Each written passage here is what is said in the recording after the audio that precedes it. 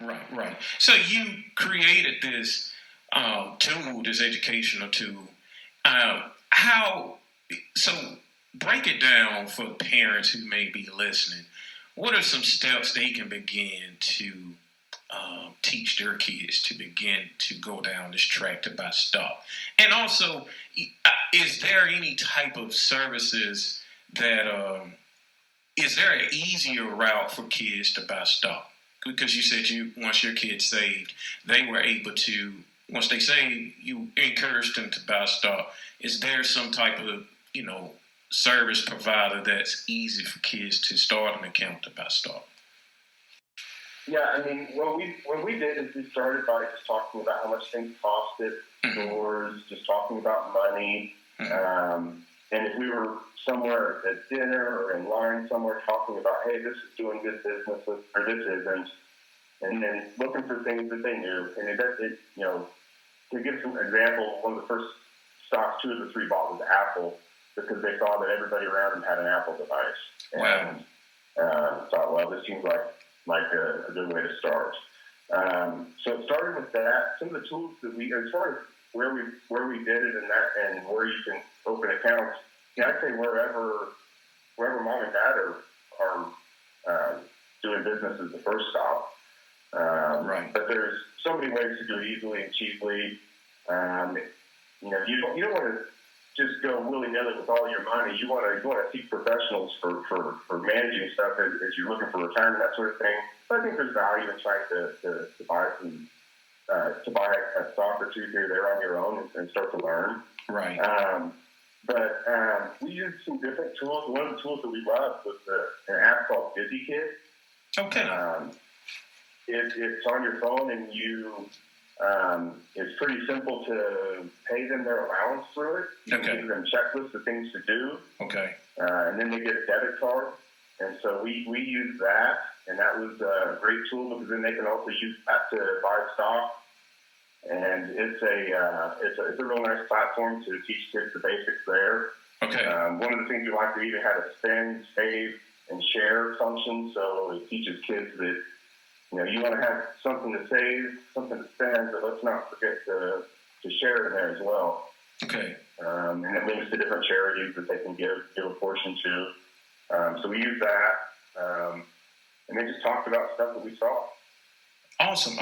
And Warren Buffett did say that was one of his investment rules, to buy stock into companies that you like, where you spend your most money from. I also, myself too, I like the fact that you're teaching them, you've created this tool to teach parents as well as young people to save. I've used Stockpile, I've used Acorns to kind of, also it's an aggressive way to save money, but like you said, it's an intermediate way for you to learn and just, get your feet wet into the market. Yep, I think that's great. I haven't used it personally, but I've talked to a lot of people that have and advocate for it as well. Okay. Awesome. Yep. Awesome. So you also, I learned also that you have created a curriculum also for the schools. We kind of talked about the gap piece. Where are you in terms of that, introducing it to the different schools? Are you looking to reach the younger people or high school students, college? Where are you looking at taking that? I'm targeting. I'm still building it out. We're moving right along. But, okay. Should be able to launch a workbook here in the late fall, and then have courses that we'll be ready with here in the early fall. We're targeting eighth grade and above. Okay. Feeling that's maybe the gap that we think there's a lot of stuff out there for the younger side. Mm-hmm. But feeling like we want to hit eighth grade in high school. Absolutely. Yeah. Because those kids are going to college more than likely. And, once they go off to college and accumulate maybe some student loan debt, once they graduate college and get a job or what have you, they're going to have to face those challenges. So I think that is the perfect demographic to target. So your book, Teaching Kids How to Buy Stock, what knowledge gaps do you want to parents and people who are listening on to the show, what gaps do you think it will fill once they read it? And what kind of impact do you want it to have to the readers? The gap I feel I'm fitting is one where parents don't feel worthy of talking to their kids about it. They don't know how to approach the subject. Mm-hmm. And what I'm trying to do is say, slow down. It's really simple. Right. You don't need to, you don't start by running. You start by crawling. Mm-hmm. And mm-hmm.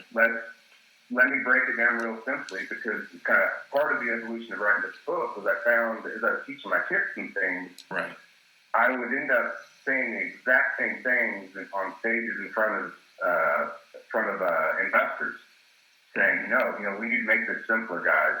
Right. Y'all are asking me about interest rates and this, that, and the other, and let's just slow it down a bit. Stocks follow earnings. Stocks follow the profits, and it's just businesses. And the sky's not falling every other week, even though the stock market might. You have to learn to tune that out. The gap I was trying to fill is that it doesn't need to be all that. It's real simple. It's just lemonade stands. It's a bunch of really big lemonade stands. And my target person that was reading it was someone that really didn't want to learn about the stock market. I'd rather not learn about the stock market. And my take is, if I can tell you a story and make you laugh a little bit, maybe I'll prove to you that it's not that complicated, and then you'll have a conversation with your kids. Absolutely. So that's what I want. Awesome. And I think that's a great way and segue to, help parents talk about finances and personal finance. I think some of them are ashamed because they may be facing some challenges and don't have the vocabulary, or like you said, you're able to make it simple so they can break it down and sit down with their kids and discuss ways to save and understand the stock market. I'm just so elated to have you on. So where can our listeners purchase the book? And is it available on ebook format as well as print, right? Yeah, absolutely. You can get the book on Amazon, on BarnesandNoble.com, or really anywhere that you buy books online. And then the ebook is out there anywhere you can buy ebooks online. And it's available in hardback right now. Okay. And so